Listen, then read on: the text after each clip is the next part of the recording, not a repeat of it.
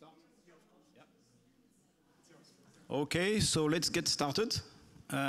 You know, I fully understand that we are at the last session of the day before the evening event and that you're all very anxious to go there, but there's still some work to do. So welcome to this session. I am Frédéric SGARD. I'm from the OECD Global Science Forum. And this session, if my computer wants to restart.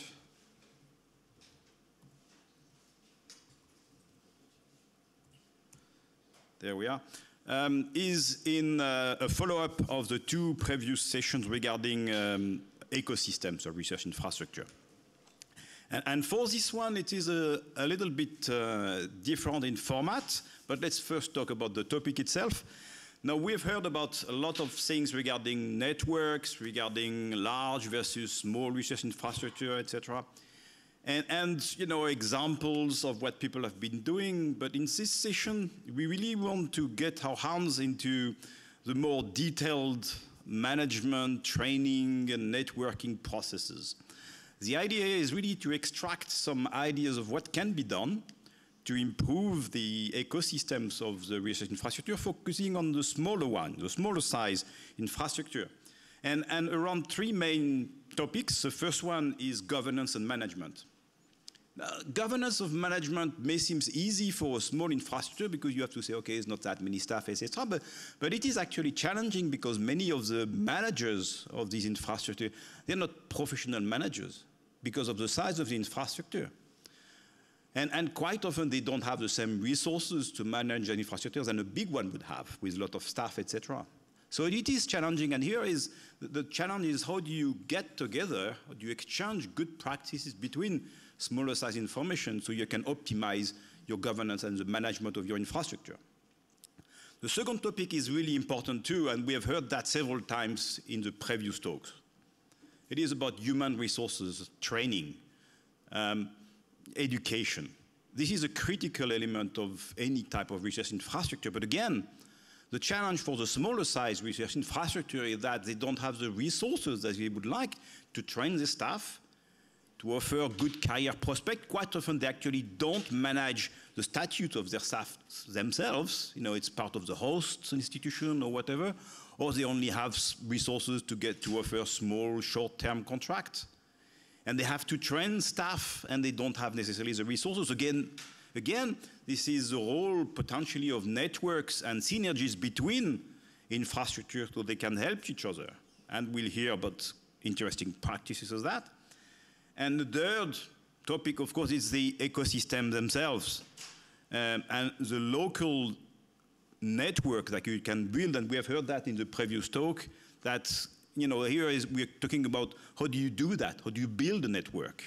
And not just saying, you know, these are all the things we can do, but in practice, you know, how do you establish links with similar or close by research infrastructure or institutions so you can have an added value and provide a better value for your users? Those are the three main themes, and the way we're going to tackle that in this session is first, we will have a series of short teasing talks by practitioners on these three themes. 6 minutes, and I will be counting, okay. Short presentations, just to give you a little bit of highlights of you know, one of the themes, you know, some key points, okay. And then, rather than having, you know, a few questions, what we want to have is feedback from you.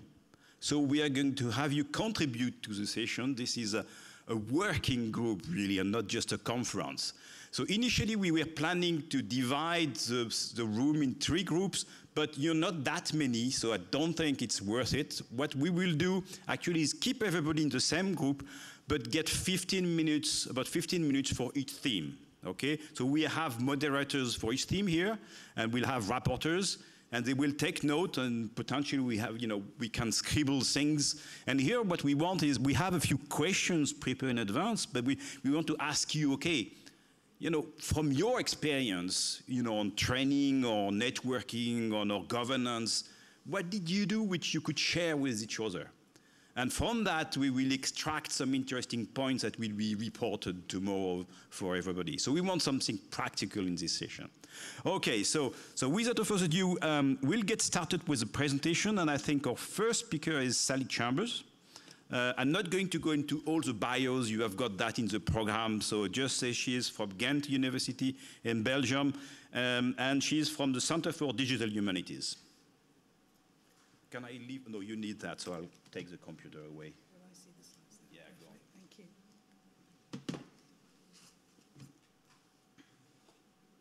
Aha, there we go. So, good afternoon, everybody. It's great to see so many people that have actually come to this session, so that's brilliant. So, I move the slides on with this, I assume. Right. Yeah, brilliant. So, today I would like to talk a little bit about my home institution, the Ghent Centre for Digital Humanities, which is part of Ghent University.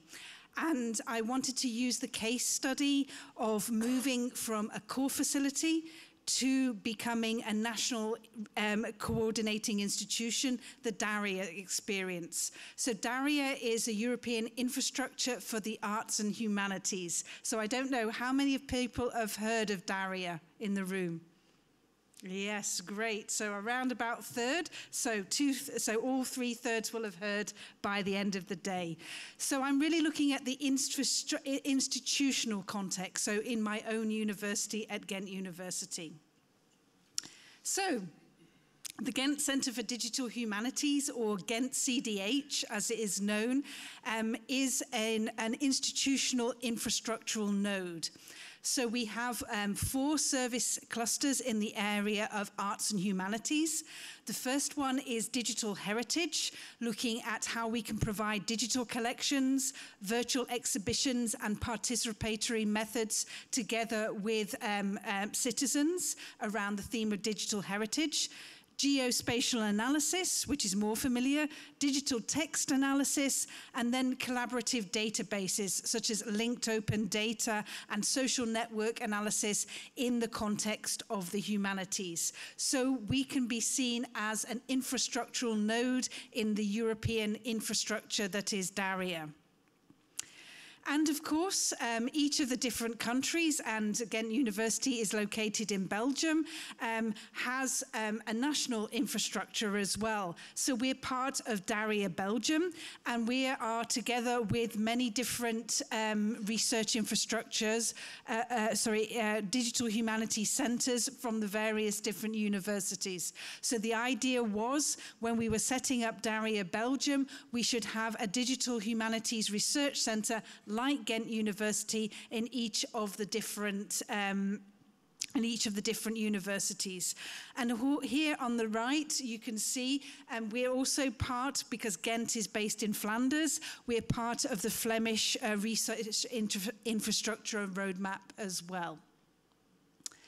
And of course, we are Ghent University, Ghent Centre for Digital Humanities, also operates as the national coordinating institution for DARIA Belgium. So you can see that we've got the infrastructural node at the university level. We have got the infrastructural role as to be the national coordinating infrastructure at the Belgian level, and then we contribute to the European infrastructure as well. But what has this all got to do with this Toolbox session related to smaller scale infrastructures? So what I wanted to tell you a little bit more about today is how this has worked at the institutional level. And I'm actually here as well. I've got many, many hats on, but I'm also representing CESAR. So CESAR is the strong and united voice of science and technology universities and institutions, and that unites 58 leading research-intensive and specialized and comprehensive comprehensive universities of science and technology in 28 countries in Europe and beyond. So CESAR really brings together all of the science and technology institutions. And Ghent is one of the institutions in the CESAR network as well, and why I am here today as well. So at Ghent University, they set up a special scheme called the Core Facility Scheme. So Ghent University provides central recognition procedure and co-funding from our special research fund to actually recognize core facilities. This co-funding is available for 3 years with a possibility of 3 years funding. And the idea is that that helps core facilities such as our own to establish and make themselves sustainable within the university context. So just a couple of things to share. So the core facility concept at Ghent University. So the idea is to bring highly specialized and indispensable scientific expertise, service and research infrastructure to people, all the people behind that, together in a core facility. It promotes cooperation between the researchers, both internally, so for example, across faculties or across research groups, but also externally, and it is also open to all researchers, both within the university and beyond. And this is what we're particularly interested in today. So when we were setting up the Ghent Centre for Digital Humanities as a core facility, we had several building blocks that we had to make sure that we were responsive to. So organizational structure, there needs to be a core team in the core facility, including a core facility manager to be responsible for the day-to-day running of this infrastructural node. We need a steering committee. They are responsible for the vision and strategy and are often made up of key stakeholders such as professors in the particular area we're working with. And we've got to make sure that we have maximum consultation with the broad stakeholder communities. There are several management tools that we have to make sure are there. So we need a strategic plan for the core facility, a business plan which is financially viable, a common treasury, which is a strange term, it's a bad translation from Dutch maybe, but if we've got several research units involved, we have to have a central pot within the university to do that. We need a user plan of how we're going to serve our users, and we need a transparent pricing policy if we are going to charge for our services.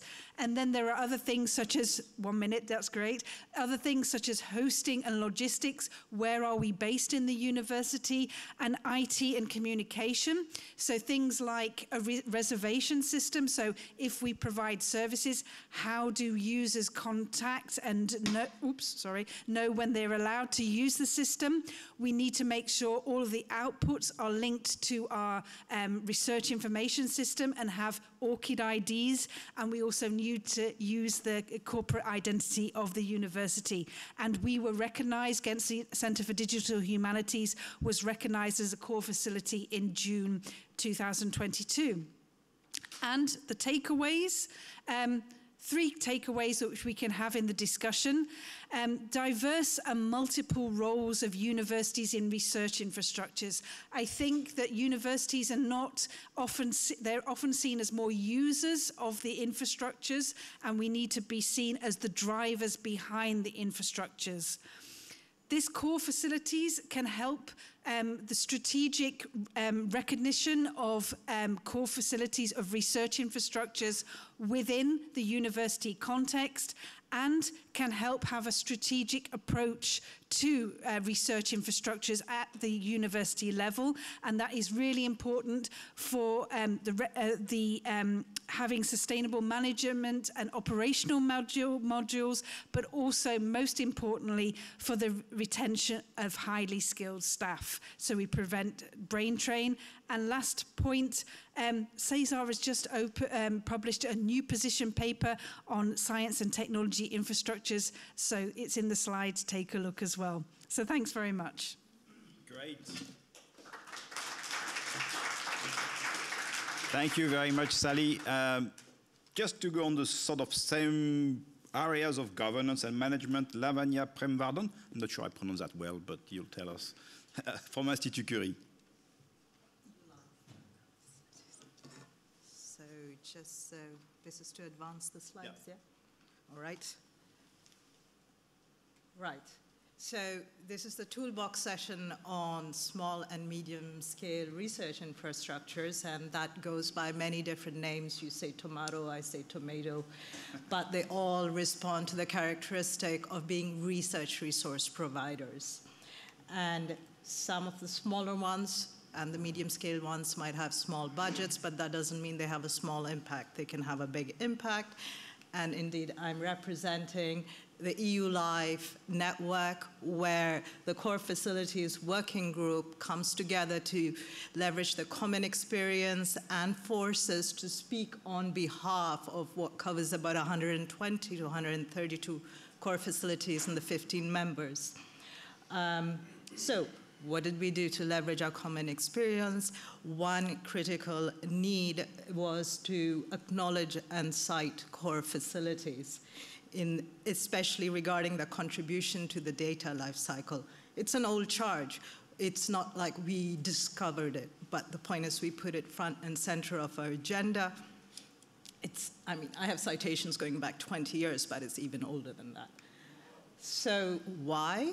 Because core facility staff are present everywhere in the research landscape, right? And it's their technological experience and scientific know-how that oils the wheels of research and accelerates scientific objectives and discoveries. I mean, this is all known to you. It's nothing new. I'm just making this elevator pitch, hopefully with non-boring elevator music. So acknowledging the facilities for the data acquired due to their know-how and input is akin to the rights of co-authorship, okay, quite aside from the rules of co-authorship. It's arguably an ethical obligation, which not everyone responds to. So what do we suggest? We had a two-step process to be implemented in 2 stages that we proposed from our core facilities working group. First is to systematically acknowledge the core facilities. In this case, journals can be a good gatekeeper for the process. How? I'm giving the perspective from the life and health sciences.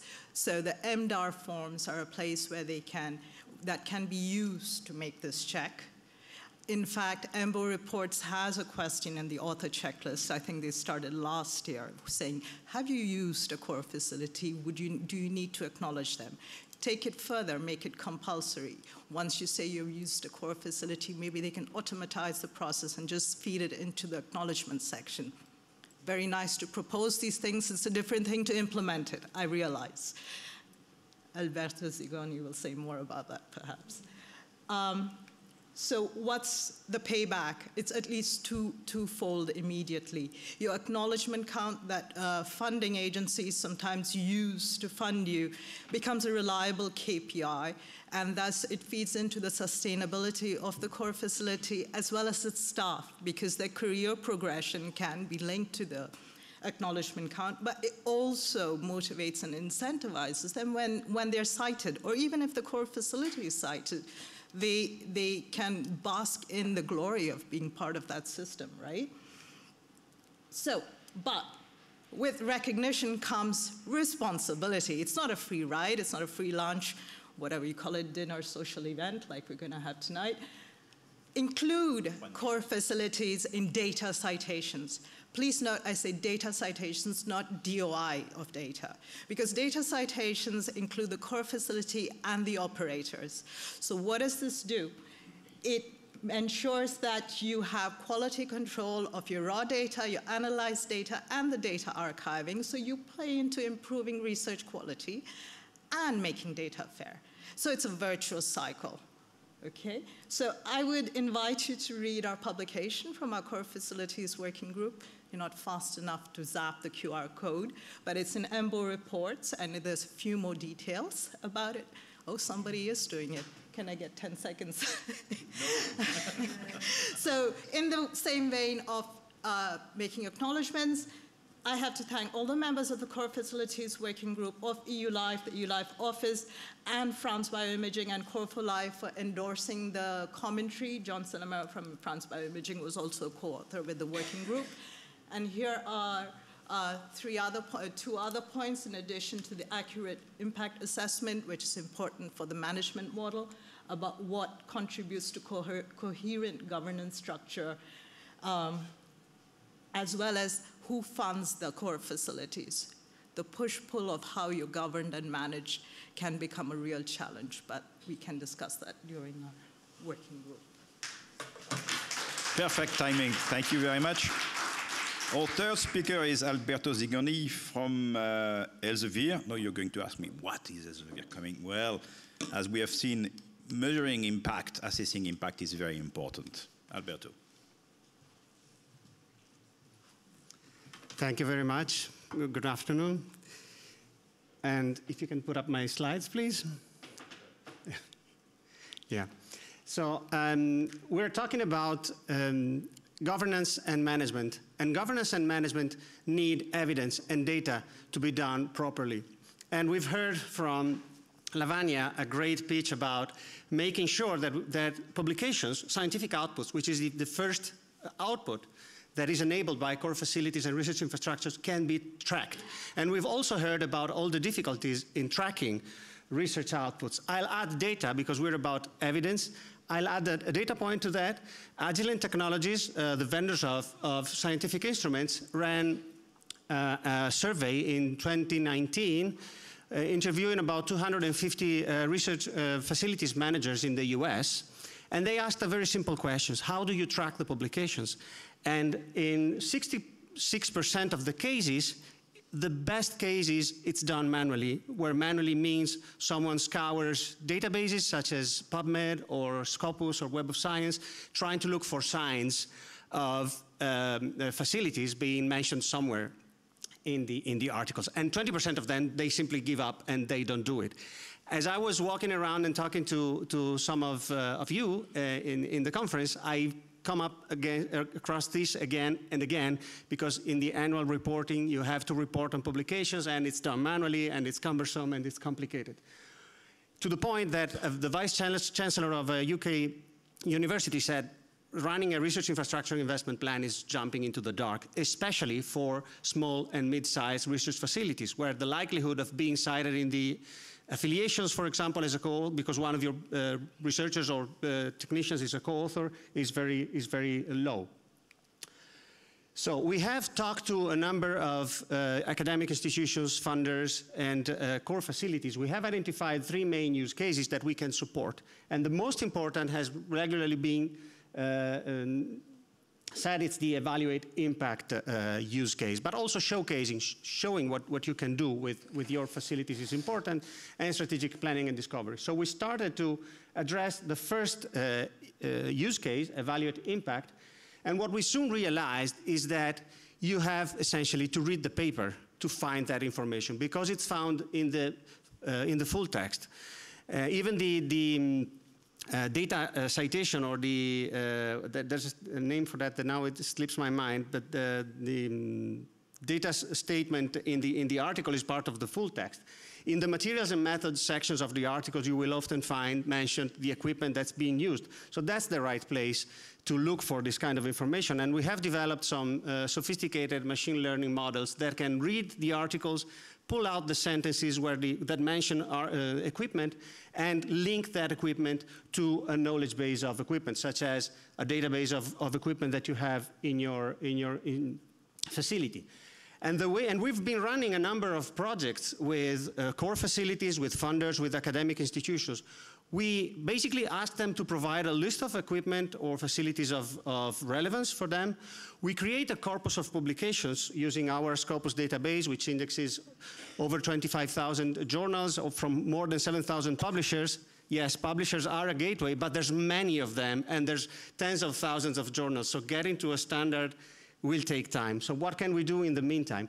We can help by using technology. What we do is we create this corpus. It might be, for example, all the publications acknowledged by where the Science and Technologies Facilities Council is mentioned in the acknowledgements, for example. We create the corpus, we get to the full text, because when we put together our database, we're actually getting the full text from the publishers, and we have licensing agreements where we can do this kind of linking.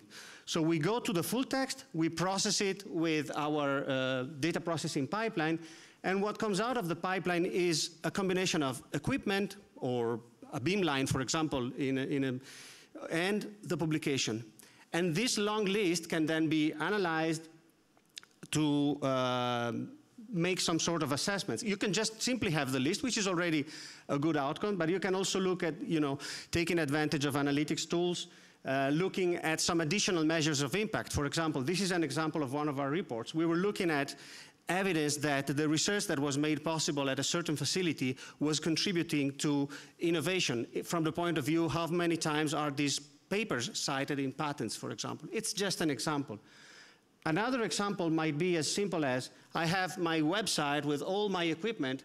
I'd like to be able to show for each equipment what are the publications that were made possible in that lab or with that piece of equipment. And there can be some very expensive equipment that you want to showcase.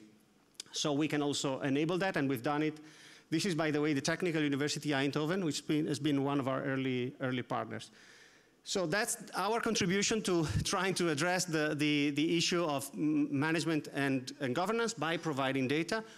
We very much welcome working with institutions. We're doing it already, so if you'd like to know more about that, I'll be sticking around the conference, and I'd love to talk to you. Thank you very much. And I saved 13 seconds. Great, perfect timing again. We're very well trained, our speakers. So now we're going to move to this topic of training, education, and careers. And our first speaker is Marialuisa LAVITRANO. She is the coordinator of RItrainPlus project in Italy. Thank you, and thank you also for the previous speakers, because introduce many of the themes that I'm going to discuss. Now, what is the context? The context is the knowledge ecosystem. The Commission wants to update the European skills, competencies, qualifications, and occupations, and make research careers more attractive. This is an objective. Why?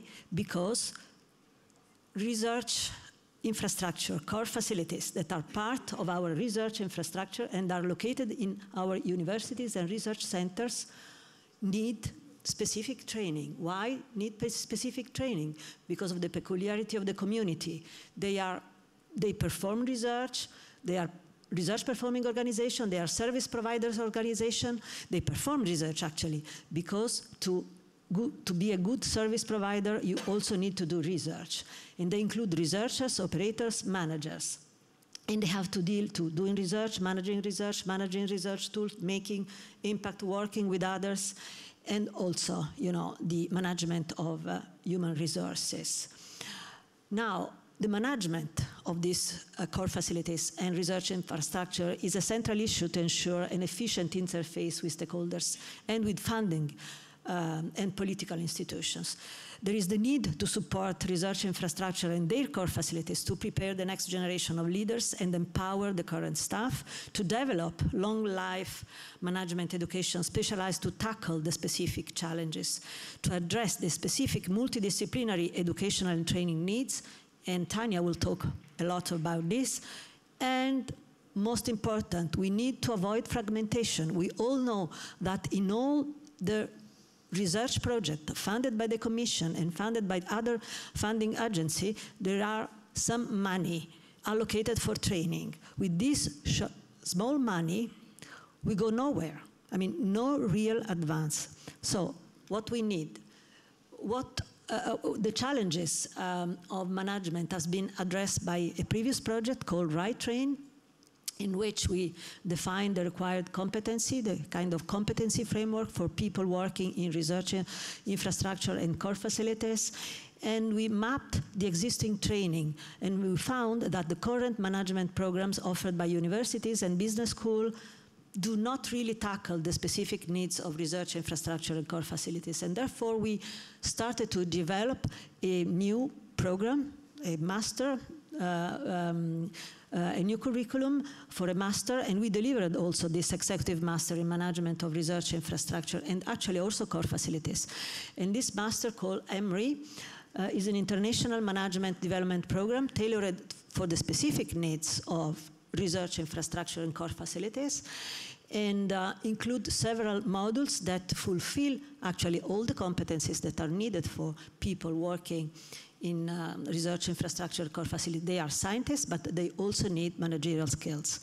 Governance and organization, developing sustainable funding model, international law and compliance. We have to know a lot about international law, financial management, raising awareness, infrastructure resource and management, leadership and team building, you know, how to manage human resources, service provision, and so on. Now, after this project, we think this is not enough, and therefore, in the second project, and this is the one I'm coordinating at the moment, what we wanted to do is to go further with the aim of designing an educational and training program to fulfill the competency requirements, not only for the professional already currently working, but also to prepare the future generation, to pave the way for a career path. So we updated the competency definition, the competency profile, and what we are doing now, also with the collaboration of several research infrastructure of any domain, of all the domains, and several universities. I will show you our partners in the project. We are developing learning activities, means small modules to be embedded in already existing university courses. We are not thinking about to promote new courses, but to, in any kind of course, from law to humanities, medicine, biotechnology, physicists, to insert these learning activities to be certified as an European longitudinal learning track through micro-credential. And this will pave the way for a career path for the new generation of RIs, managers, and also for research and operators in the core facilities. Also, we want to target the current managers and researchers, designing and delivering specific cross-field executive programs in the form of the continuous professional development courses, and also to a training for trainer kit and the coaching program. But the most ambitious project is to establish an European school. Why establishing an European school? Because we really need to coordinate there is the need for coordination of the training activities across Europe. The school could be primarily responsible for curricula design and development, training of trainers, accreditation of courses delivered by providers, delivery of specific programs like executive seminars, courses, monitoring the learning activities embedded in different university programs of different universities across Europe, and coordinate these learning activities integration into the longitudinal learning track and certify the track. We need an European certification for this track. How we can do it? Because we have a strong partnership. We have 16 research infrastructure that are links to also several universities. 83 universities are engaged directly as partners of the project or through the leagues. And I think that, this is a good way to reach the goal. Thank you very much.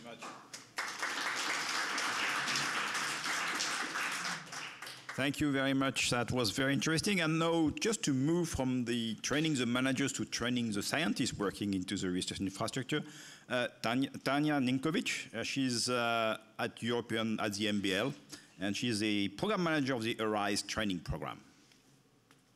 Thank you very much for the invitation and for everyone being here. Yes. So we have a short. We have a short pitch today, and we hope really what we want at the end is to get a discussion in this room. So I want to give you an example of one training program, give you material for thought to see how we as a community can reach an agreement, what is the career track and the human resources needs in the research infrastructures. You have heard a lot today and yesterday about investments in the research infrastructures, which fields we should invest in which machines, how do we know that we are investing in the right things. What is not mentioned enough it came up in few words, but without details, are the people that provide service in these research infrastructures. We have built hundreds of new core facilities, particularly the small ones, in the last decades. But we have not thought which profile of people we want in these core facilities and how do we secure a new generation that will come there. And the service, it's really important to understand, the service is not a machine, the service is not a building, the service is people that operate these machines, improve the methods that are commercially available, and advise researchers. So the question is, how do we attract the best researchers, engineers, in careers in the research infrastructures, and are there any obstacles? There are a lot of things that raise in my mind and in mind of my colleagues when you talk about careers in research infrastructures that are burning points at this moment. And in multiple countries across Europe, people are trying with their governments to get to some clarity what are the roles in research infrastructures, because we have practical problems. The problems can be, how do you progress through the roles? How can you develop further? Because people do not want to stay on the same job forever, many of us. How much of a scientist are you? That talks very much about availability of the funds, availability of the support of the institute. Which competencies you need for the roles, and this is what Marialuisa was now also talking about, the competencies that are different to those that you need as a general scientist. We are all the time talking about building research infrastructure, thinking that the people who will run them will come from the basic science pool of researchers, but that's just not working like that because the skills are different. And the question then comes, okay, if we can understand these questions, how do we train these competencies? So first we need clarity as a community, and then we can do the training programs. And then we can discover which paths we can use to get people, junior people like from the universities, more senior people coming from the engineering and research tracks. But we first need the clarity as a community.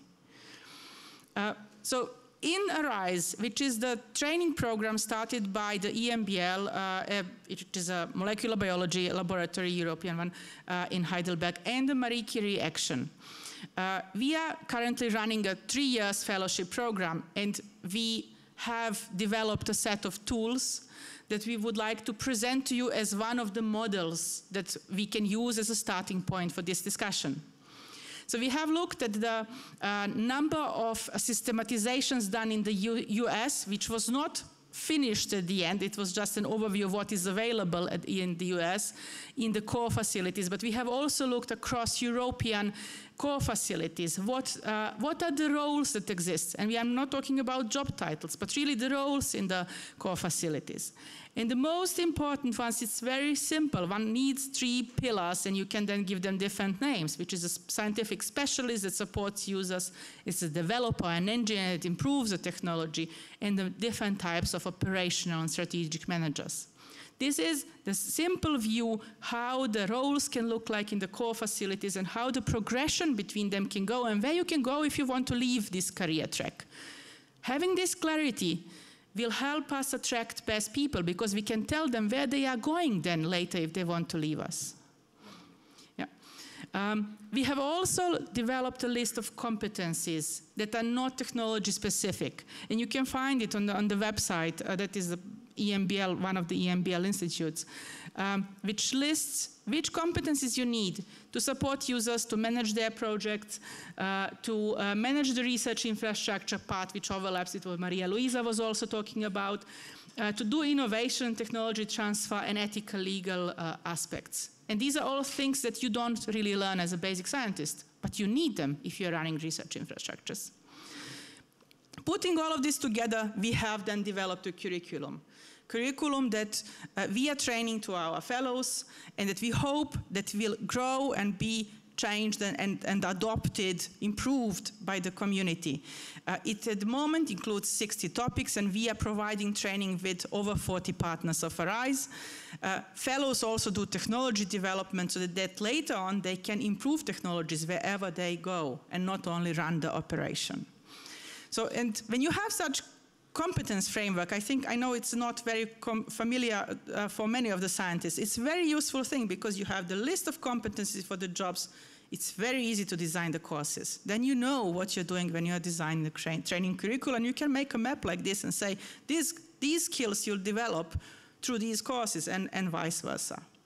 So that's it, like our toolbox, what we would like to offer to a community, and would really like to call a community to agree and start the discussion, what are the career paths, what are the basic roles, the competencies and training, and we hope that also funders and policymakers will hear us, that this is needed before we make any decision on what we invest in the future on, because we need humans to run research infrastructures. Thank you. Thank you very much, Tanja. A lot of food for thought, I think, a lot of things for discussion later on. And now we're going to go back into the infrastructure itself and see, you know, what an example of the infrastructure can do. So with Rosario DURÁN, she's from the Institut Pasteur in Montevideo.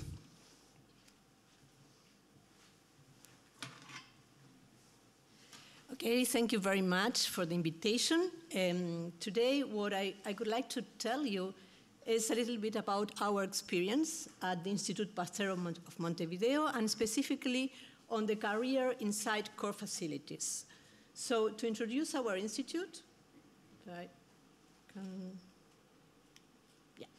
the Institut Pasteur of Montevideo is one of the 33 institutions that form part of the Pasteur International Network, and in fact it's one of the newest one. We are located here in Montevideo, Uruguay, and one of our missions is to perform scientific and technological research in the field of One Health.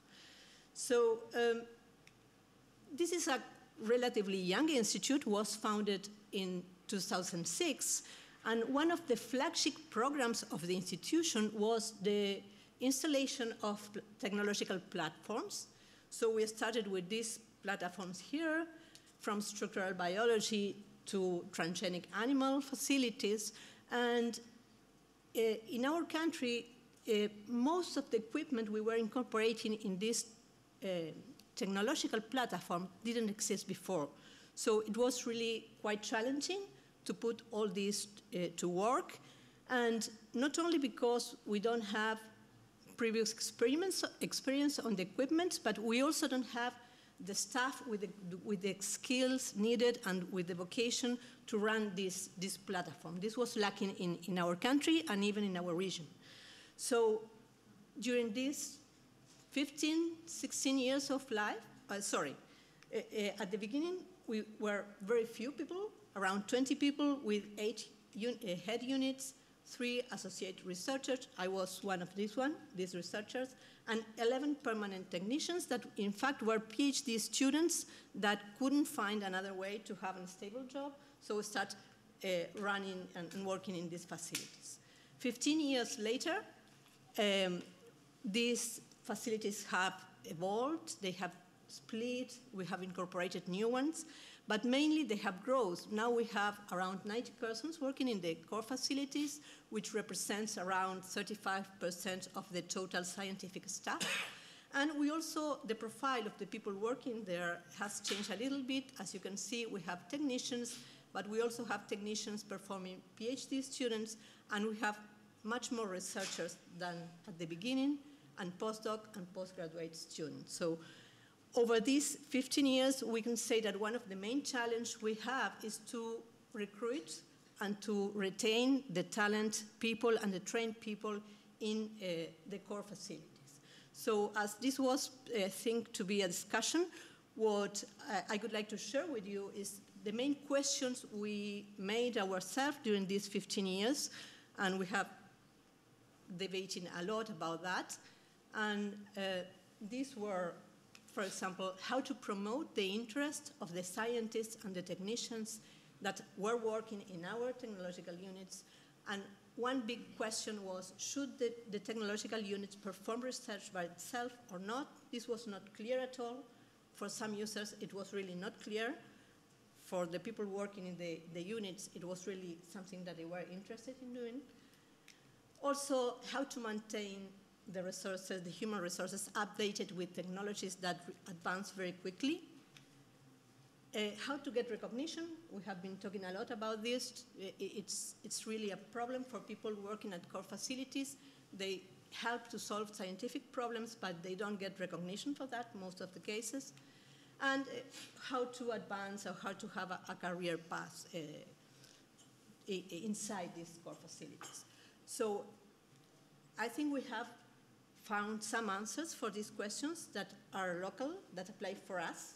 I don't think it can be general, but the main actions we have been taken to solve this is to encourage technicians to perform master and PhD students. We have bet to have research-oriented core facilities. We also have put some effort and money to have full-time technicians with the same remuneration as the scientific personnel. We also have put a lot of funding in training core facility people, because for scientists it was very easy to have a grant and go somewhere to be trained. For the people working at core facility, this was really much more difficult. We also made a lot of workshops on technologies to enhance and to make visible the relevance of the work these people were doing for the academic, for the local academy. And we also have been working a lot trying to promote discussion on technical career at the platforms. And in fact, we actually have a proposal that has been elaborated this year, where we have 6 different levels. And what's important is for each level, we have very well described skills, responsibilities, and promotion procedures to make people confident that they can go on. This is, of course, very new. We really need to have money and to work on this to make this real, but that's the idea I want to share.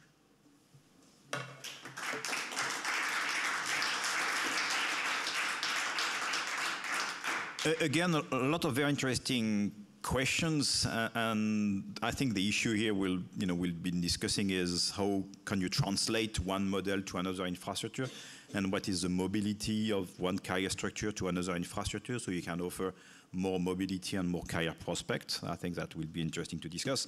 But let's go to the networks themselves and the ecosystems. So we'll start with Lia Petrasanta. She's from the University of Buenos Aires.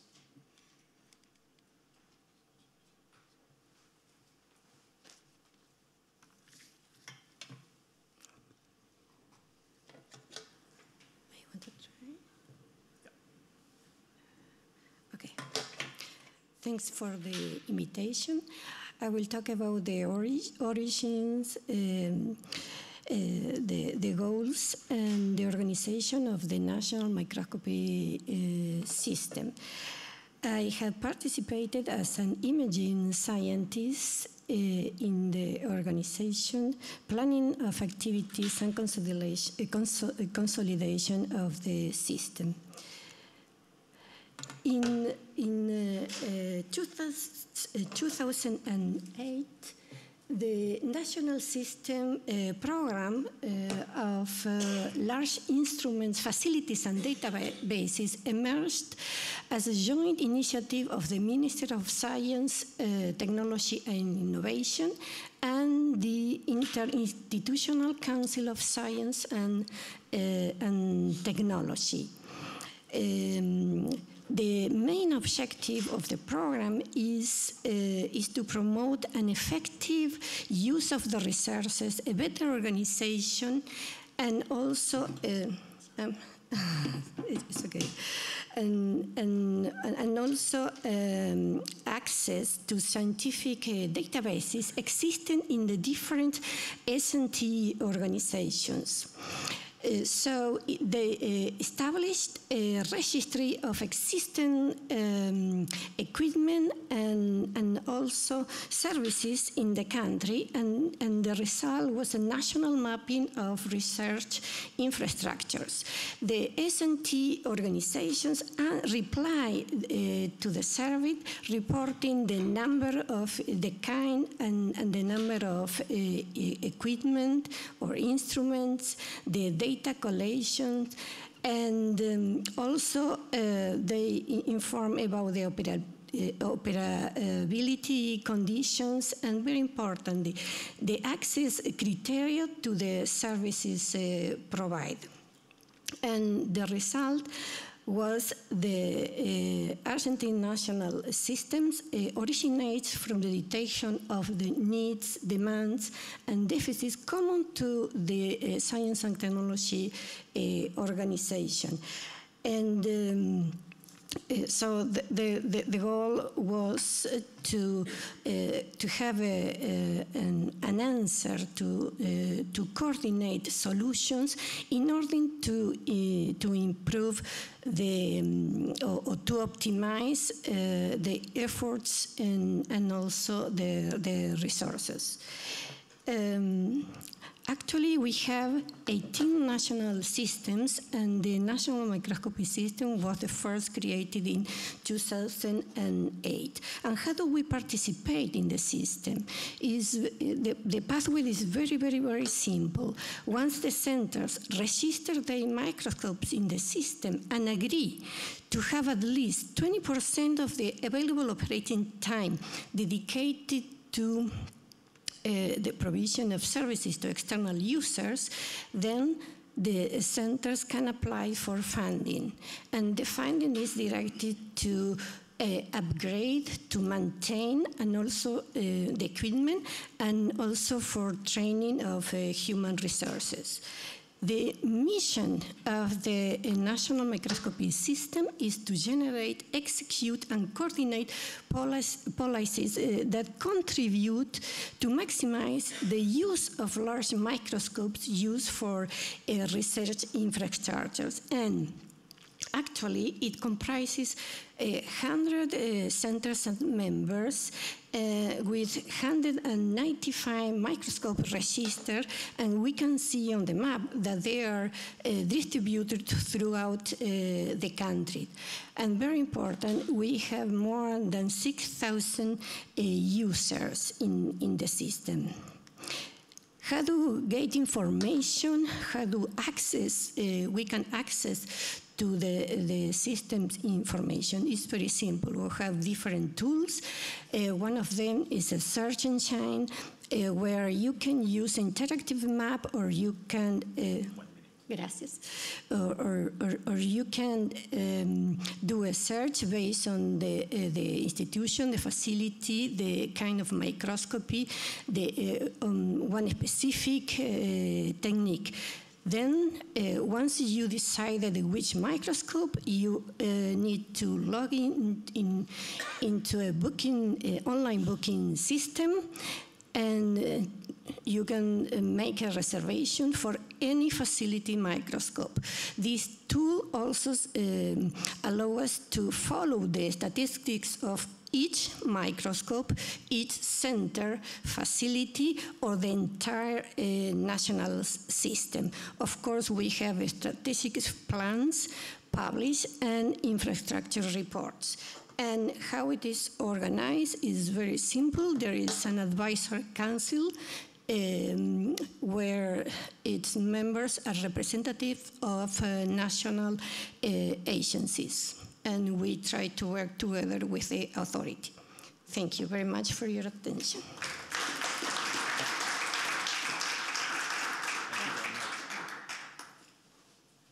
Thank you very much. And now to conclude this series of little teasing presentations, Joshua Rapoport is from the Boston College in the US, and is going to talk about professional networks.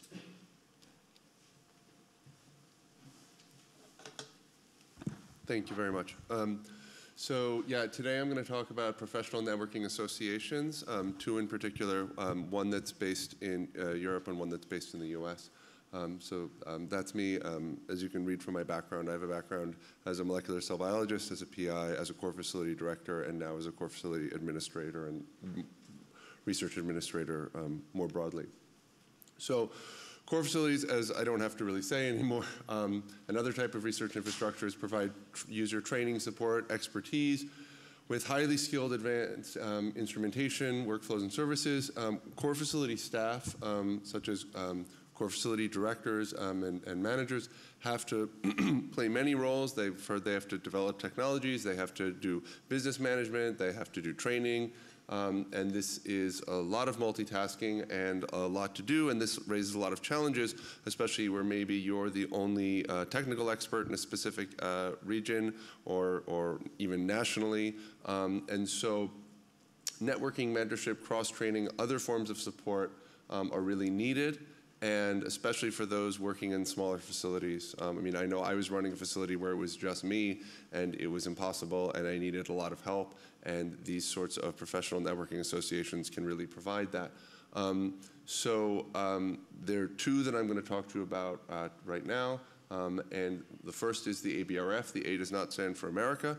It's the Association of Biomolecular Resource Facilities, and it is an international association, and it is based in North America. It is, many of the users are in America, but it has members from across the world, and it promotes research, technology, communication, and education. It's a member-driven society, meaning that it is not a sort of, top-down corporate organization. It is really grassroots.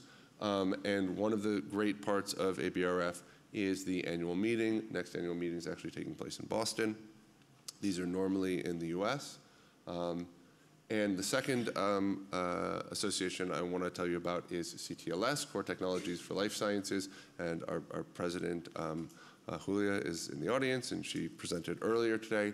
CTLS is younger and somewhat smaller. It's European-based, and obviously not everybody involved with CTLS is based in Europe. I'm the secretary of CTLS and have been for a long time, and we support career development in particular, and we provide a platform to network, discuss emerging technologies, and exchange information. And CTLS also has congresses held every 2 years. A lot of people ask me what the sort of major distinctions between ABRF and CTLS are, because I'm involved in both. And I would say that ABRF, often people wear their technological identity, their scientific identity primarily. So I was part of the light microscopy research group, for example. They do benchmarking studies. There are many research groups depending on your research area. At the Congress, you break up into, there's an admin track, but then there's, the proteomics tract and the genomics tract like this, whereas at CTLS, you leave those technological identities at the door, and we talk primarily about transverse issues with regards to management, soft skills, networking, not just the technology and technique development. That is super important, and we do talk about that in our own ways. And there are, for example, many microscopists involved in CTLS, and we talk microscopy a lot, but you don't have to be.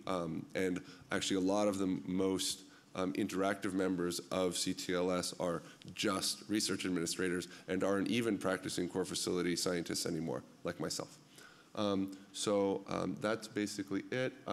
So heads of facilities, especially small cores, have to do a lot of different things that we're not trained to do as scientists, coming from, as was said very eloquently, the pool of basic scientists. And networking can really provide that support to learn the competencies that we aren't trained with otherwise.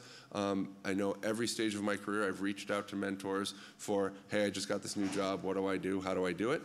ABRF is based in North America, CTLS is based in Europe, but they are both global in reach, and both provide opportunities for networking, mentorship, support, conferences.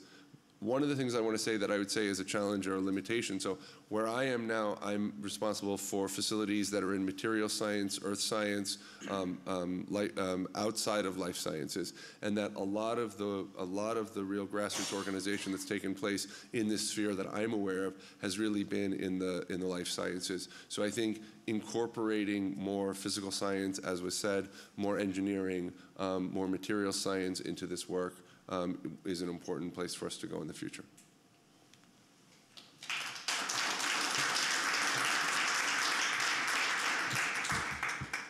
Great, that's again very interesting. I thought the idea of mentorship was very interesting, I think for many smaller size infrastructure people.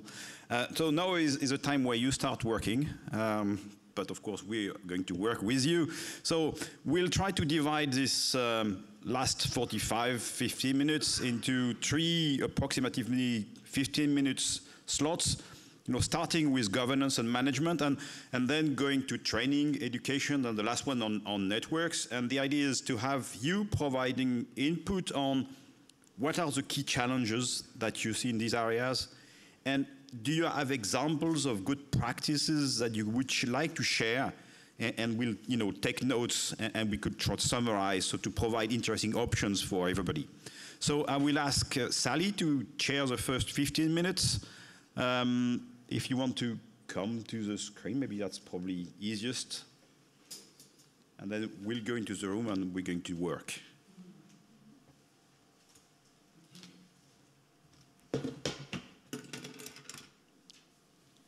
Great.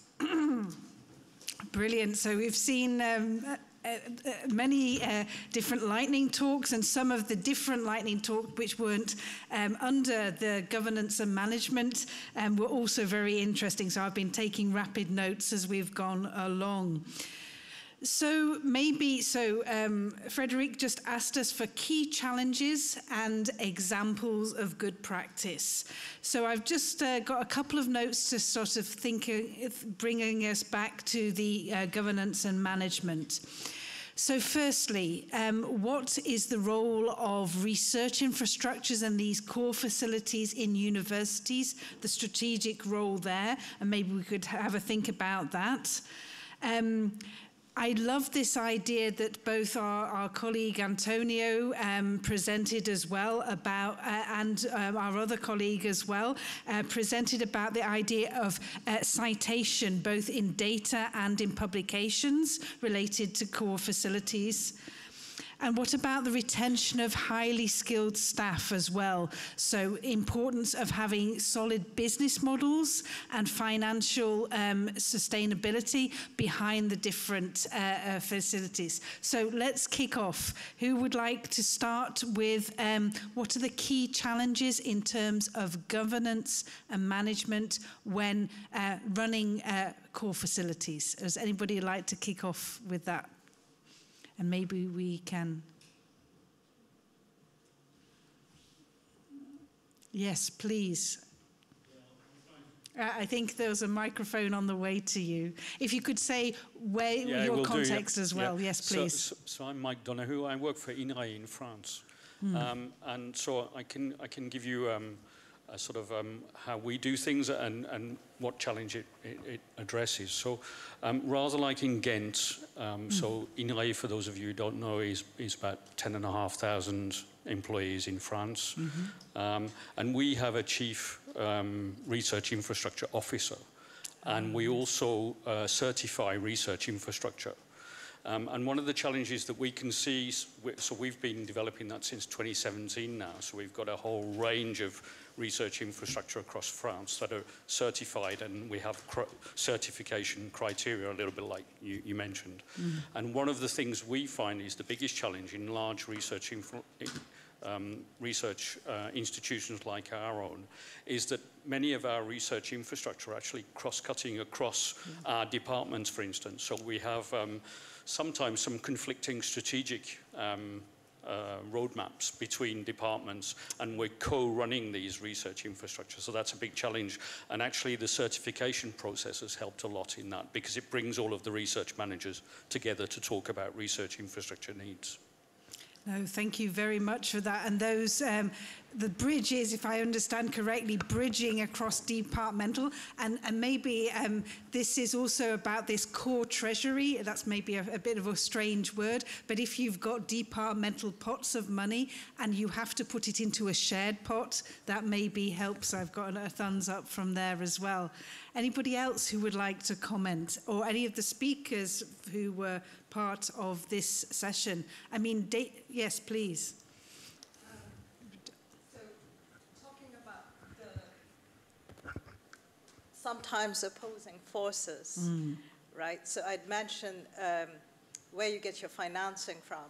When you have European objectives or other international ones, national objectives, I mean, talking from France, and then your departmental objectives.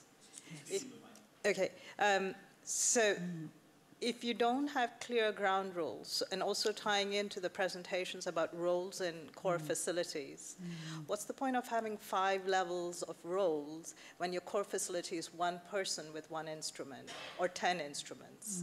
So first of all, you need to define what the core facility is. So if you have a certification process, you have a definition. Can this be nationalized or Europeanized to some extent? And then the governance structure can follow a bit more easily, which doesn't mean they're still not subject to opposing forces, but you have some limited damage, perhaps. Thank you. Yes, where the money comes from and how to serve the different stakeholder communities is a key challenge. Yes, please. Another thing, I'm Alejandro Urquia, so I had a small facility, and one extra thing there is about the types of facilities, or types, I'm meaning all small, but some need to do things that are more automated or routine, which are extremely important, but they, others are much more linked to actual research. Yes. And I think that makes a very big difference in terms of management, how to manage those kinds of and it might make sense to have that in mind.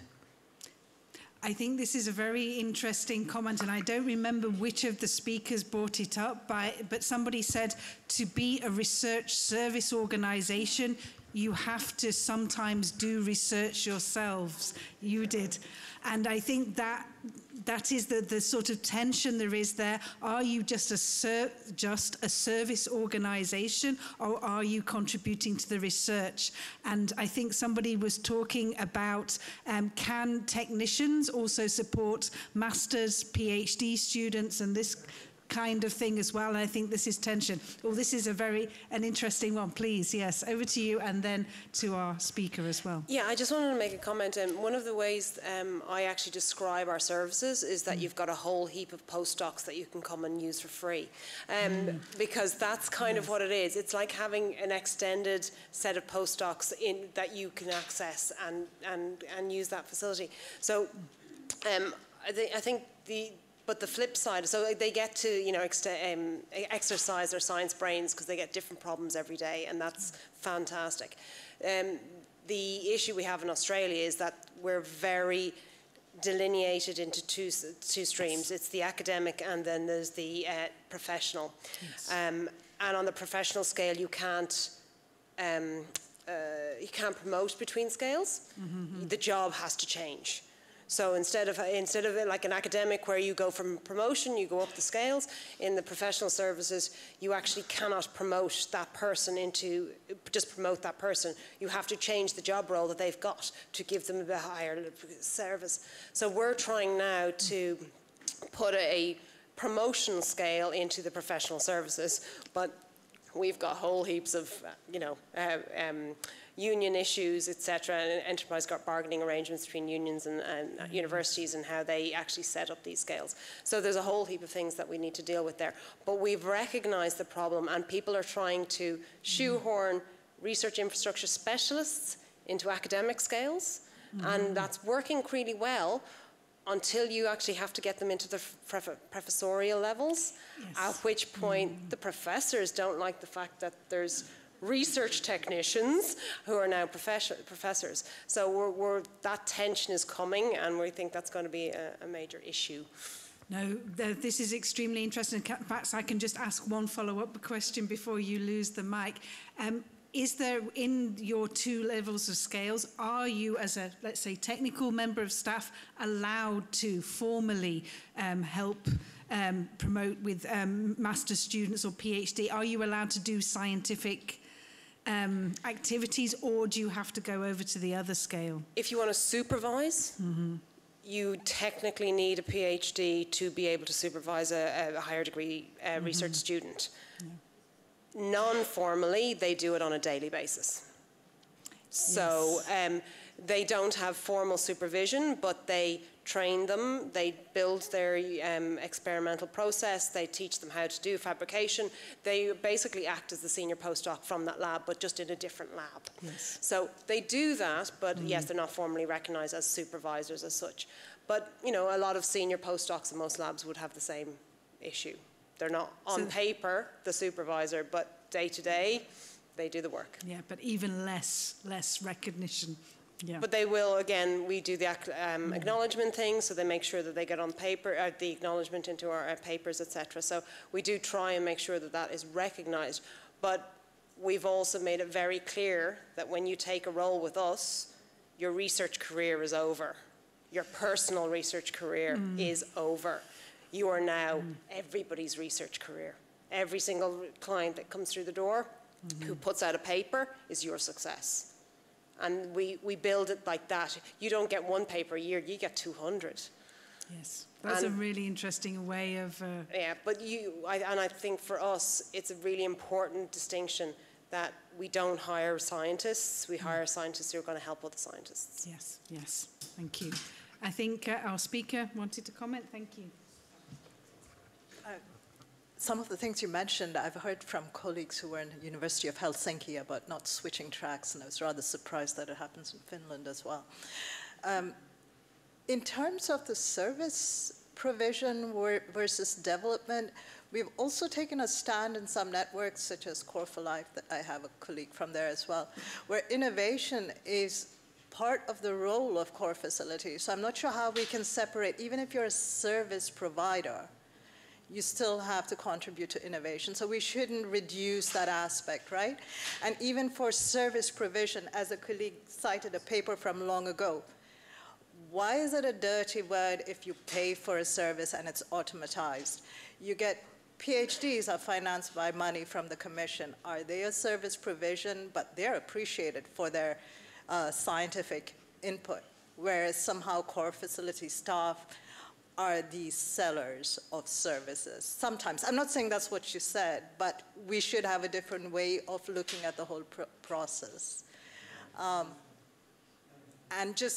so actually what Rosario Dawson said was very interesting, that you equalize the pay scale. Money talks, and that makes you value someone even more. Doesn't matter if you're a technician.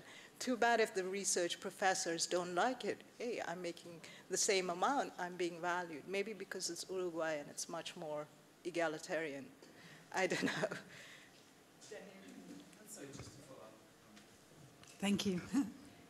Not about the pay, but I think what you said about R&D or tech implementation. I'm just wondering, I hear a lot about standardization of training, of governance, and I'm just wondering, we're definitely lagging behind.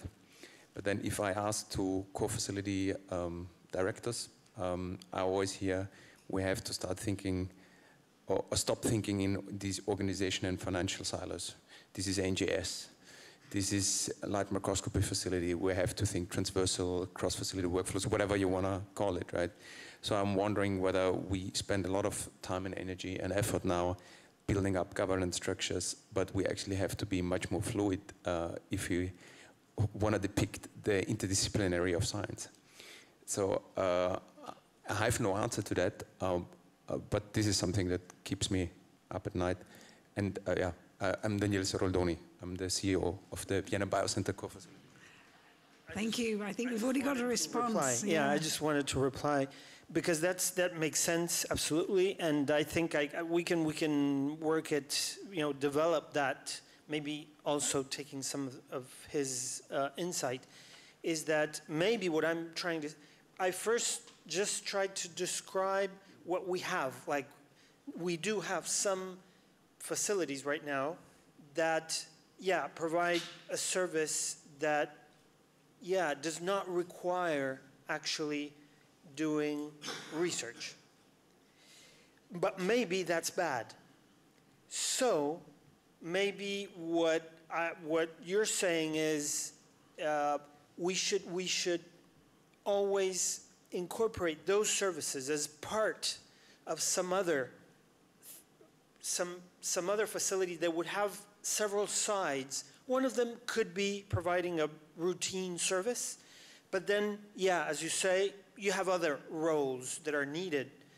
And that's a very nice idea. I mean, we have to think about it, and yeah, maybe that's what I think. Lots of discussion coming up, lots of hands up. Yes, please.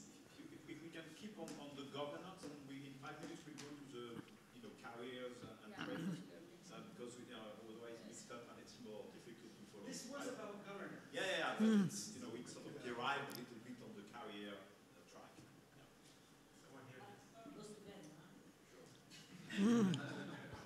I'll be short. How industry does solve these problems of hierarchies in organization, new roles, and so on, is by looking at the impact of the organization and not on the basic qualification of the people, and the level of freedom you have, which directly correlates to the impact. There are methods that are done by the HR, standard methods in the industry that are used. Unfortunately not in academic surrounding, but that is maybe something. There's some Korn Ferry Hay method that we used when we categorized in ARISE what I presented. Maybe that is something that we should then take over and learn from industry, because we are trying to see how to put the governance of a certain career path, which industry is doing regularly, because they are constantly dynamically building new roles. Thank you, and I think then you and then our colleague at the back. Yes, please. So yeah, I just wanted to jump back to the governance question about a little bit from my own experience, not just from what I was speaking about. So where I am, I oversee 10 small cores, and my position was a newly created position a few years ago. These cores used to be departmental, and then they were placed under the provost's office. And my role was created, and I think there was a lot of challenge in sort of harmonization. So some of the core heads were called manager, and some were called director. And I spent years working with HR and rewriting role descriptions and harmonizing role descriptions, and I really had to roll up my sleeves. Part of this is taking away that sort of departmental mentality. I mean, still like one of the core directors was PI on an equipment grant, okay, which I think is great and I think should be encouraged, and I'll talk about that if you want. But their previous home department put on their website that the department got that grant. So this re-education, it's a constant challenge, and I think a real key. When I was interviewing, I asked my now boss, and I said, "Am I going to get a departmental affiliation?" Because I had one in my previous role.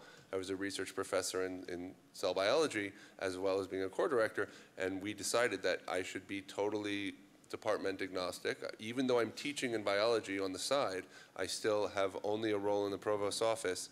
And I think this is really critical because it gives me this independence. And at the end of the day, what I say to the faculty, the department chair, the provost's office, the core directors is, we always make whatever decision is going to benefit the most faculty the most.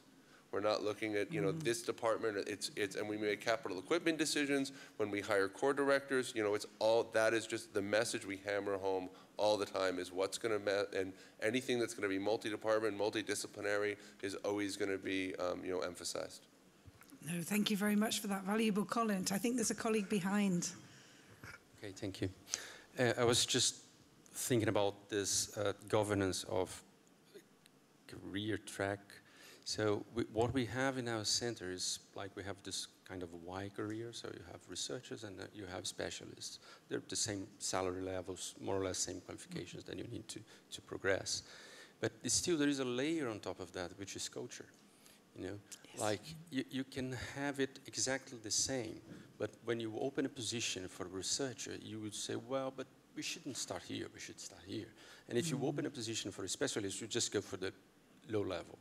So it's not only about having it written with clear rules, and there is much more that we have to do to really emphasize the value of the career, which is really convince people that the person that is there is a scientist as you. It's just a decision on their career that they want to work with as many projects as possible.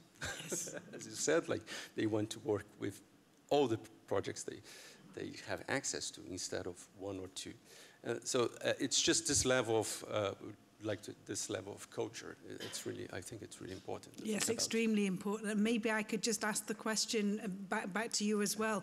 Is that you said that the scales are comparable, but in some institutions I've seen where it's not possible for the scientific, let's say administrative or technical staff to actually apply for funding as well. Is that the case in there? You have to be part of the academic scale to be able to apply for funding. Well, we're not an academic institution.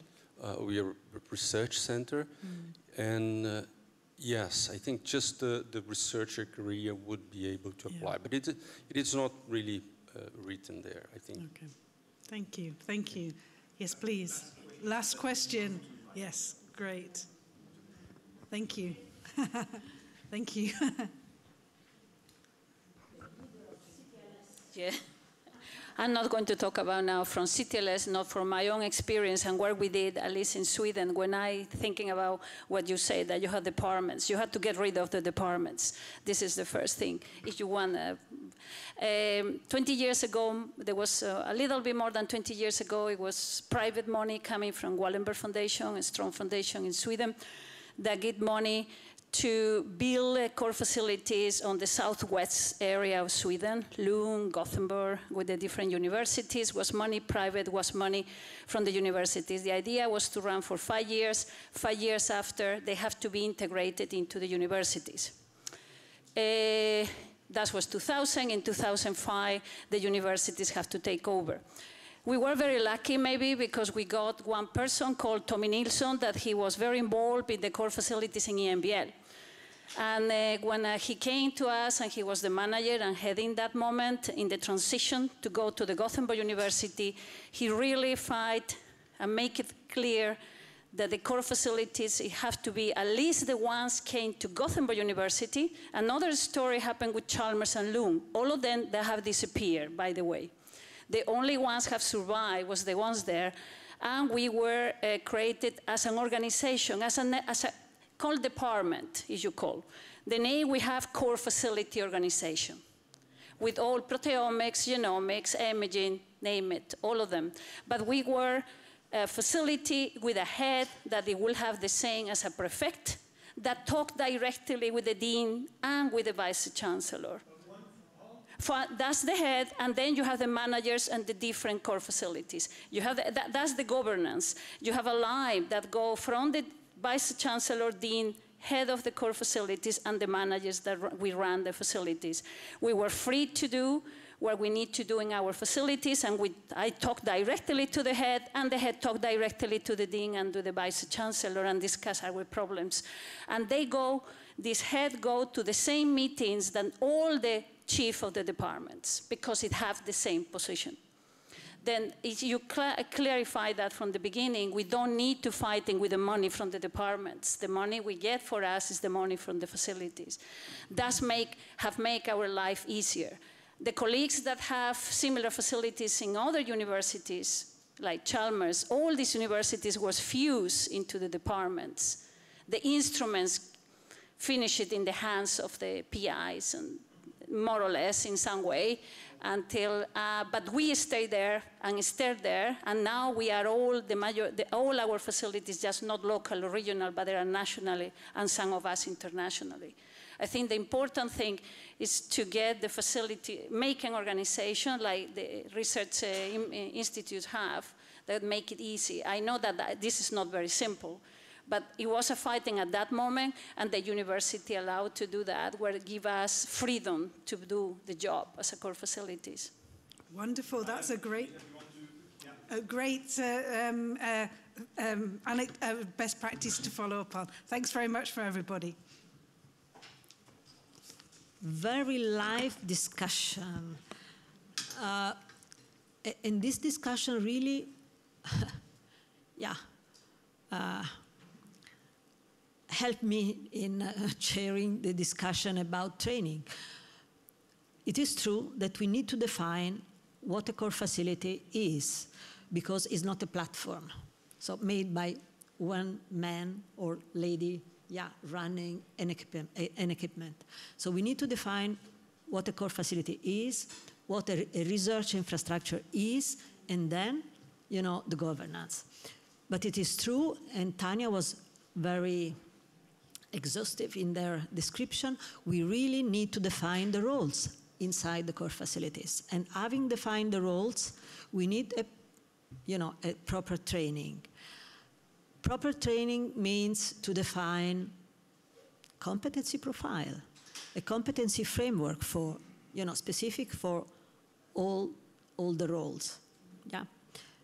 It is true that in many core facilities, scientists are involved, and scientists need to have also managerial skills. Managerial means that they have to cope with the relationship with others, so human resources, service provision, and other, managerial skills. Therefore, we really need to define the roles, and according to the roles, establish a career path, because we need a career path for our for people working in the core facilities and in research infrastructure that are very much linked to core facilities. Core facilities are part of research infrastructure very often. So I want to open the discussion about these issues, and also, please, let's talk also about sustainability of training. Please. First of all, present yourself. Thank you. Thank you. I'm Michael Roig. I work for a research funding organization, which is a different perspective, maybe. One thing, you talk about training. I mean, getting your PhD, working as a scientist, you acquire a lot of skills. When you become a professor in research, you need to have manager. All the skill sets you talked about that are also very useful and necessary in research infrastructure. So today I heard a lot about the brain drain. It was not just in this session that affects the core facilities, and now and I heard... And also research infrastructure, the retainment of personnel is an issue.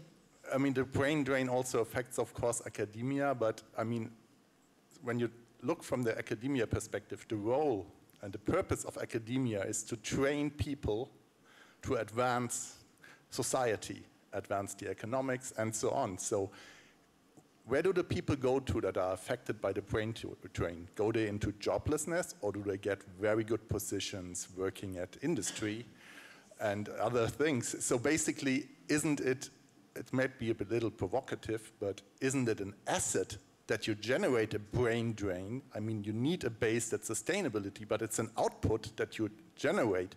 These people that are going on and changing society because of the unique experience they get in the research infrastructures. Lots of hands, yes.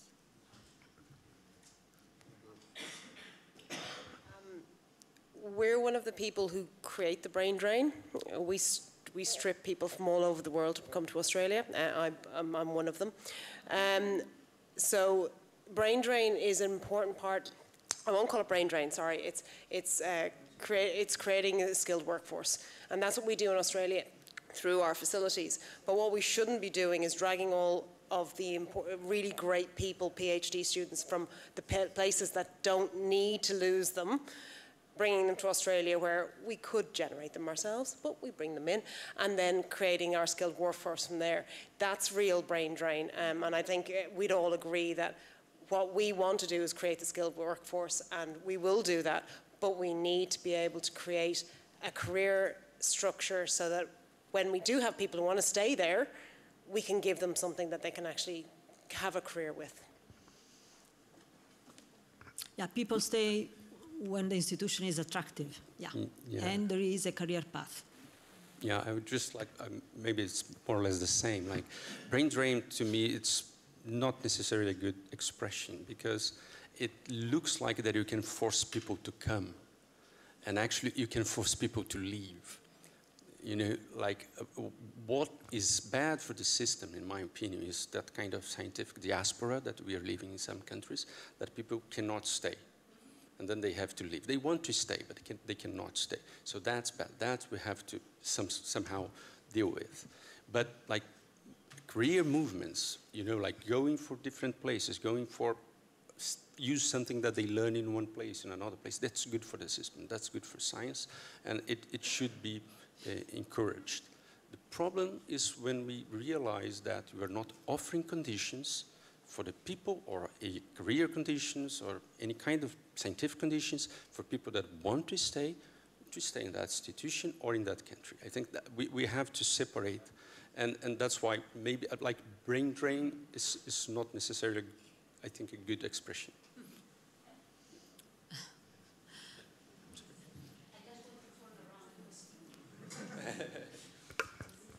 Yeah, because for that rule of thumb you said, it will be the same. Why associate professor have to become a professor?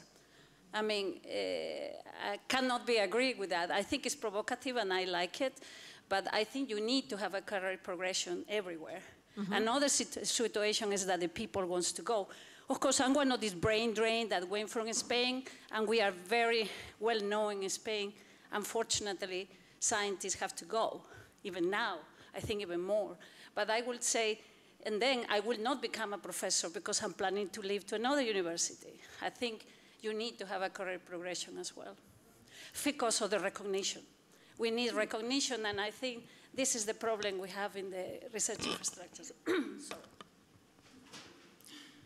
If I can add to that one, if I understood right, you say that it is good to have this mobility and it's nothing bad when people are leaving. This is absolutely true in the classical academic setup, where you are getting a big number of PhDs and then still considerable number of postdocs, and the flow is secured. In the core facilities and other service teams, this flow is not existing. Getting enough staff, considering the number of research infrastructures that we built in the last decade, is a big challenge for many people. Hiring good staff is hard, and that's why we talk about training, because we need to train new ones to fill in all these positions.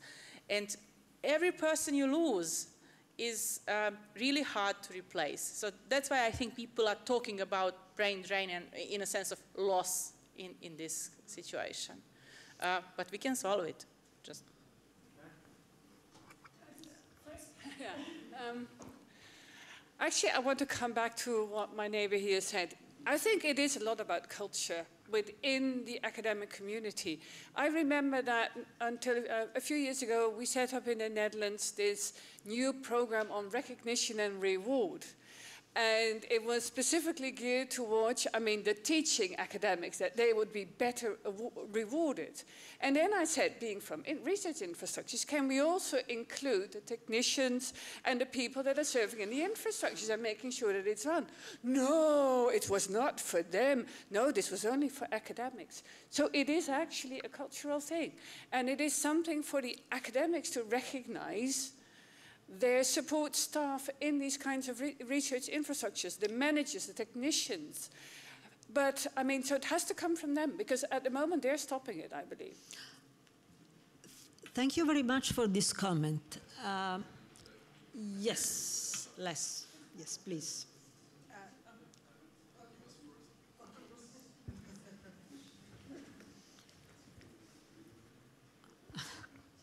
Yeah, I could maybe lead on from that and bring it to the question about sustainability of training, because I think there's two issues.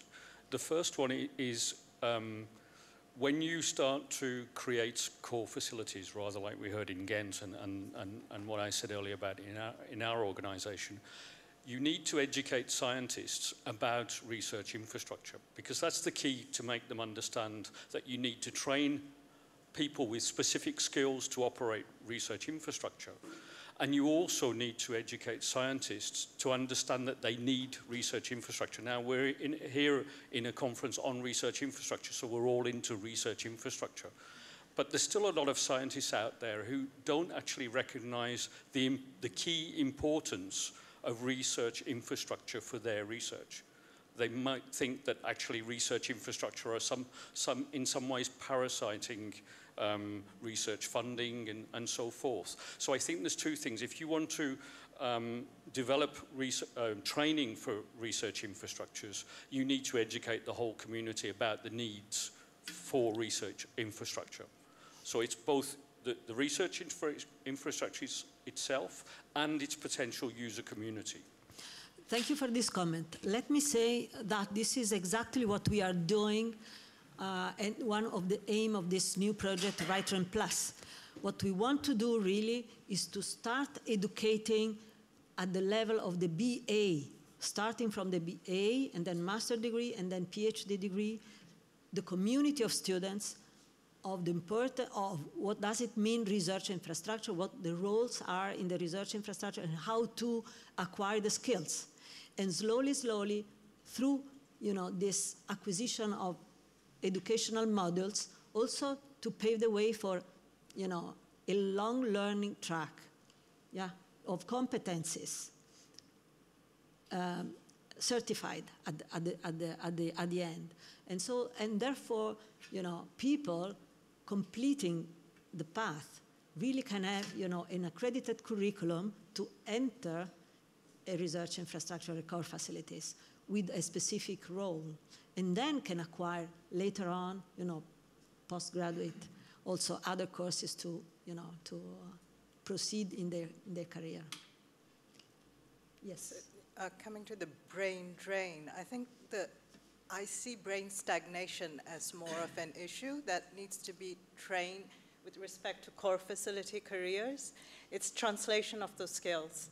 So talking about culture, having a PhD from the US, it was immediately obvious that people or employers see you with transferable skills. So when I came to France 4 years later, I nearly fell down when it's like everything is narrow-minded and streamlined.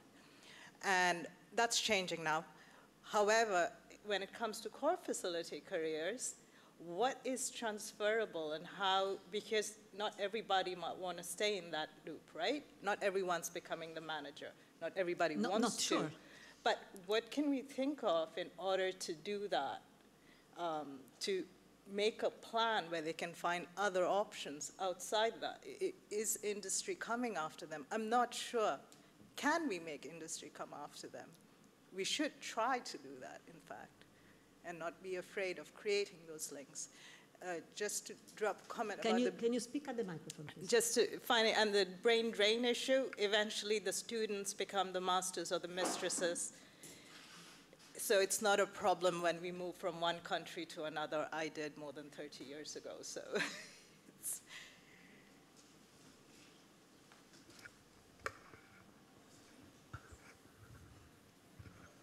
I think it's very interesting, the whole discussion, and I really agree with the previous speaker.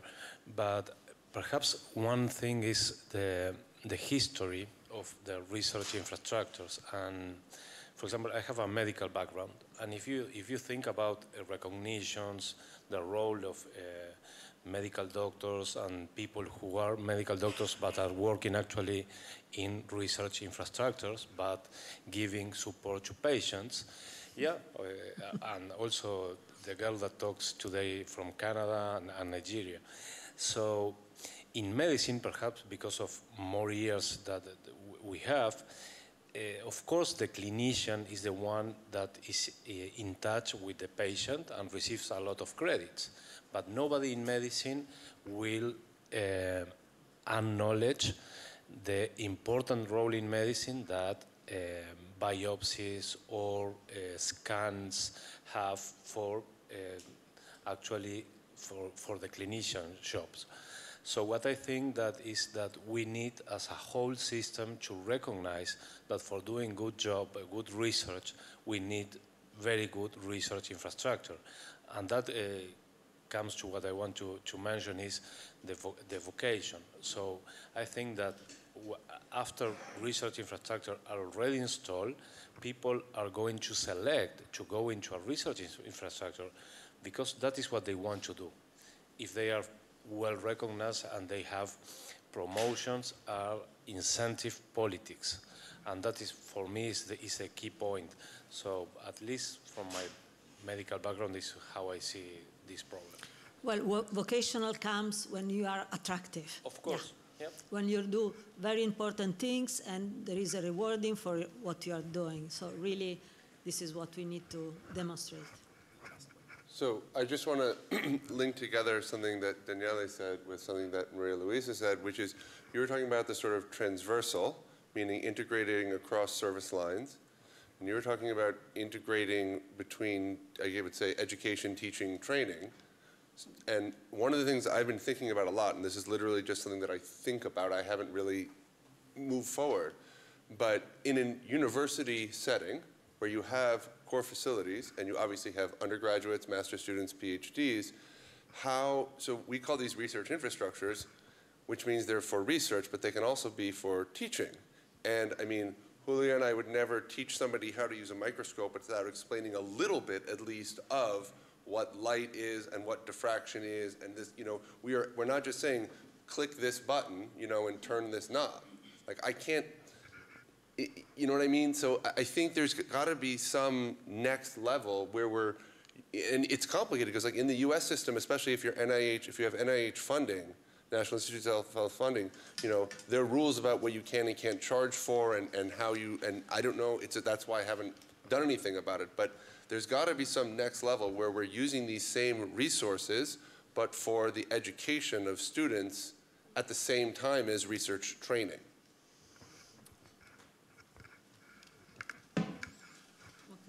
Yeah. Yeah, because time is flying. So let's finish up the discussion by coming back to ecosystems, networks, synergies. How do you broaden your user base through networks? How do you increase the impact of your smaller size infrastructure by linking with other members? How do you support each other? And in which domain is that most important? What is your relationship when you're in a network with your host? What independence do you have? How do you manage the link between the host institutions and the network itself? What are the links with the neighboring universities, etc.? Some of the potential challenges, but up to you.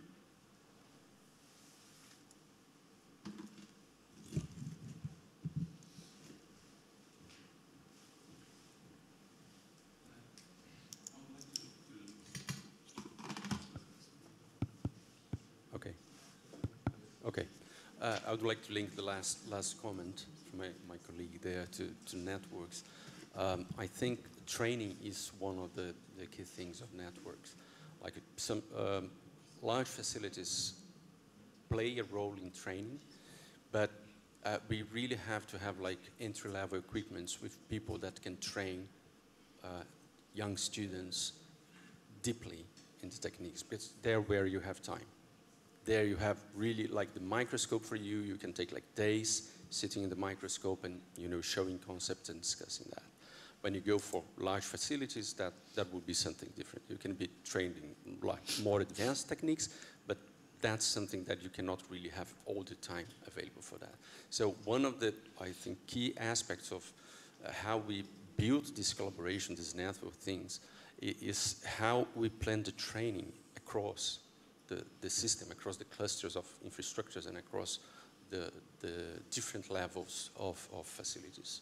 So I think it's one of the key points. So what you mean is that if you are a network, you have more opportunities to have common training for the staff of the different smaller infrastructure. Yeah, common training, courses, etc. Yeah, you have more opportunities to do the right thing in the right place. Right.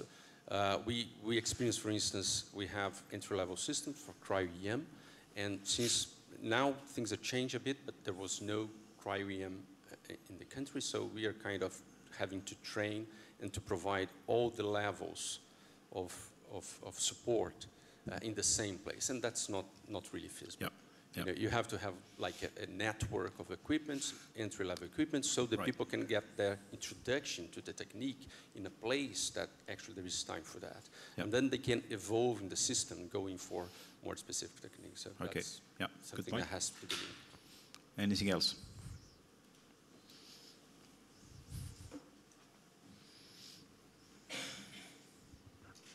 Yeah, I will continue a bit with that. I mean, training is important as well, but I think we already have a good group of core facilities. If I talk for Europe, that's where we have.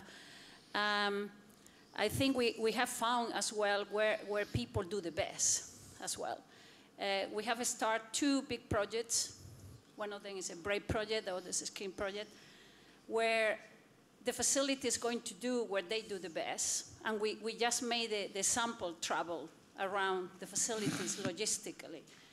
And you have to take, it is a lot of challenge because it's not only the preparation, we want to do multimodality, means the same sample have to go to the different modalities, but also the logistics and the discussions and the preparation of everything. And now we will have just a meeting next week on the big data, because we have to also take care of the data.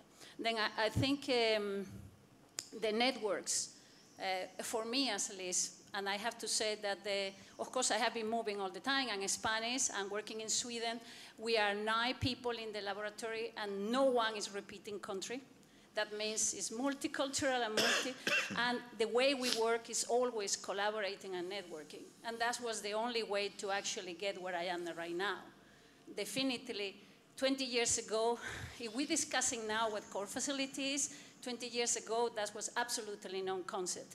At least I'm talking about Europe. Right now, I don't think that's the same. People, students coming to me to ask me how I can work here. That means we have done something different. The people is asking, and of course that's where the training have to do. I think it's more and more students, PhD students, postdocs, and other ones that they are not even, because we have also undergraduates, that they think it's really cool to work in a core facility. I mean, I don't think we have to go now to the concept of core facilities. I think we all know what is the concept of core facilities. If we start this discussion here today, we have a problem. Because we know what core facility is. It's not only one person and one machine. Then I think it's important as well that we have that message, because not we will have a problem to get the training programs. I think we have done a great job during all these years to establish and to show what core facilities can do, and that was the networking actually. That's where the networking is the one have made that this is working this way, and that the people tell me is cool. That's, yeah, I agree. I would add a couple of things. One is, so both are linked to geography in the global term. So you're talking about Europe, and that's perfect. I'm working with China and Canada. Yeah. No. What I mean is that the different parts of the world are facing huge differences in terms of, so what you say is absolutely true in Europe. In Latin America, it's not that it's not true, but I think I would add like nuances in the sense that we need to make other steps. We don't have that kind of integration. We don't have that kind of distribution. So we need to create some other things. So that's one point. The other point, thinking about networking, is what I think it's really interesting to try and, how do you say this, identify good opportunities in each place. So there's one way to do things is to turn around the sample, and that's great in many cases because you get the best out of different, and it's not mutually exclusive. The other way is to find, and I'm thinking again about our situation, is to find out what are the needs, what can we do best? What can we do best? And in that sense, networking, going back to that, in terms of research infrastructure, might benefit, I think, of finding together those good, so in Uruguay, we could really be good at learning about cows and milk and, you know, et cetera, et cetera. and you know, etc. That's the kind of thing I'm thinking about. So maybe, and that could be important for strategic planning in terms of research infrastructure. Of course, it's not that interesting for Europe. Europe has decided many of these things, but no. And it could even be very beneficial to interact with Europe, North America, etc. Because then we would have something that will be truly important, right? Because it's important to deal with the epidemiology we have, and so on and so forth. So what you're saying, and I wouldn't want to have always the same people taking the mic, please. I'd like to make sure that it goes to other people who haven't, you know, discussed previously. But what you're saying is, in a network, it is important that each partner has its own specificity and excellence. So there are complementarities in the network, and nobody's, you know, sort of diluted. You need to find your own added value besides the added value of the network, right? So it must be a win-win situation, right? Okay, yeah, very important. Thank you. So please, for those of you who have not talked yet, I would like to hear from you. Otherwise, we'll go back to the people, you know. Yeah. No? Okay, so you go, yeah, first. I am Irish. So one of the things that has come out of our national roadmap very recently is the need to create this seamless client experience when you're interacting with all of NCRIS. Now, NCRIS covers everything from the astronomy through the terrestrial marine observation system, through to the ANFF, through to the National Imaging Facility and the microscopy and microanalysis. How do we, and we're very collegiate, we have monthly meetings, all the directors get together, there's 26 different projects. But how do we work together to try and find seamless ways for a client who wants to use the phenomics phenomics facility and the Australian National Fabrication Facility? It's really difficult because each one of those projects is going to be very unique. They're going to have very unique calls. And other than, you know, when they get the call, somebody ringing me and saying, who's your best person to do this? We're trying to figure out how to create the structures around integrating our offering across all of those different facilities. So if there's any bright ideas in the room, I would be very grateful. Maybe you can check out the CrossOmics website in the Netherlands. CrossOmics. Okay. They have. So come and see me later. There's a CrossOmics website in the Netherlands of a big project we're funding, which looks to me as a promising sort of thing.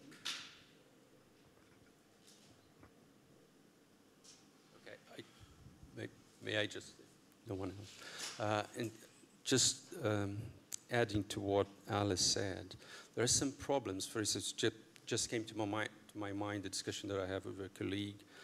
Some trypanosomides, for instance, that you don't have cell culture established.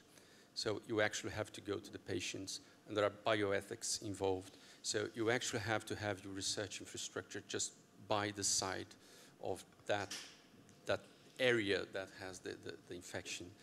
And there's no other way to research that. So networks are also important to have these core facilities distributed where the problem actually exists. And in cases like that, the researchers they have to go and do it there. So it's also something else that we should add to the importance of these networks. Not all the samples can travel. Okay, we're going to stop here. I'm sure there were, you know, lots of other remarks, etc. But, you know, times, you know, we are nearly there, and we have to finalize a little bit the conclusion. So I want to thank you all. I think what that session demonstrated that there was a need for time for people to speak, because there was a lot of very interesting conversations. I think the format of that session actually was a good choice.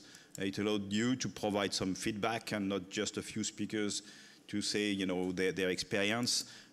You know, there are a lot of things which overlaps, but a lot of very interesting, innovative ideas, I think, and problems with interesting case studies that were highlighted during the discussion on all the topics. I think one of the core issues that came back again is this question of careers.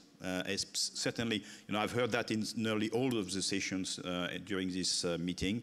So that's certainly a major issue for the smaller and medium-sized research infrastructure, which hasn't been completely solved. And we have heard that there are interesting options that are being developed.